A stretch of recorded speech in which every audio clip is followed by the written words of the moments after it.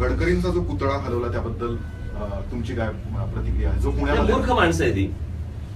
मुळात यांना इतिहास किती माहिती आणि काय माहिती आहे हा सगळा विषय वेगळाच आहे. हे निवडणुकीच्या तोंडावरती यांना या सगळ्या गोष्टी सुचतात. मुळात जे करणारे आहेत किंवा करून आणणारे आहेत त्यांनाही कुठच्या गोष्टी माहित नाही. त्यांना राम गणेश गडकरी नावाची काही गोष्टच माहिती आहे. त्यांना असं वाटलं असतं कदाचित नितीन गडकरींचे नातेवाईक आहेत. काही कशाचं काही वाचन नाही, काही नाही, माहितीच काही नाहीये. हे फक्त यांचं निव्वळ एक जातीचं राजकारण करण्याच्या दृष्टिकोनातून सुरू केलेली गोष्ट आहे. याच्या पलीकडे यांना काहीही माहिती नाहीये. आणि प्रश्न असा आहे की ज्या काळामध्ये ही गोष्ट लिहिली गेली असेल, एक तर ते प्रकाशित नाहीये, दोन ज्या काळात लिहिले त्यावेळेला इतिहासाचे संदर्भ काय सापडले गेलेले आहेत त्याच्यावरती ते लिखाण असतं.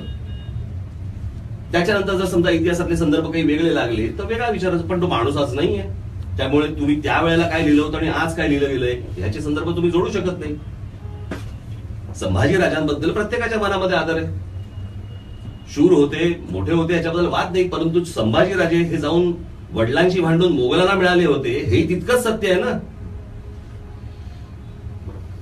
ज्यांच्या विरोधात लढण्यात महाराजांची हयात गेली त्यांना जाऊन तुम्ही मिळालात हेही सत्यच आहे ना. एक मी तुम्हाला सांगतो, या सगळ्याच्या मध्ये जर इतिहासामध्ये पाहायला गेलो आपण तर छत्रपती शिवाजी महाराज ही एकमेव व्यक्ती अशी आहे आजपर्यंत. मुळात पहिले आपण बघितलं पाहिजे की आपला इतिहास लिहिलाय कोणी ना. आपला इतिहास हा कोणी मराठ्यांनी लिहिलाय ना ब्राह्मणांनी लिहिलाय. हा मुळात इतिहास लिहून ठेवलाय मोगलांनी, ब्रिटिशांनी. कळलं का?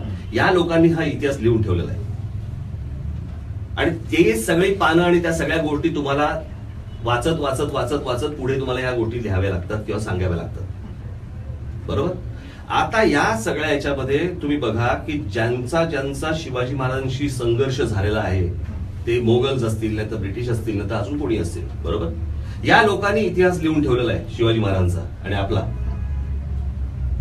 त्या संपूर्ण इतिहासाच्या पानामध्ये लढून देखील संघर्ष करून देखील छत्रपती शिवाजी महाराजांवरती एक डाग सापडत नाही. हे जसं महाराजांचं मोठेपण आहे तसं मला असं वाटतं त्या लिहिणाऱ्यांचं पण मोठेपण आहे. जर इतिहास बिघडवायचा असता तर त्यांनी तो इतिहास तेव्हाच बिघडवला असता. पण त्यांनी तो इतिहास बिघडवला नाही.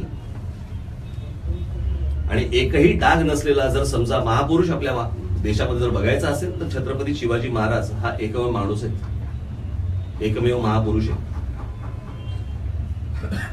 त्याच्यामुळे जे संदर्भ आलेले आहेत हे त्यांच्याकडनं आलेले आहेत, हे काही आपल्याकडनं आलेले संदर्भ नाहीये. त्याच्यामुळे संदर्भ तपासा आणि त्याच्यानंतर पुढे बोला. विनाकारण निवडणुकीच्या तोंडावरती काहीतरी मतं पाहिजेत म्हणून काहीतरी जातीय काहीतरी विष पसरवायचं याला काही अर्थ नाही.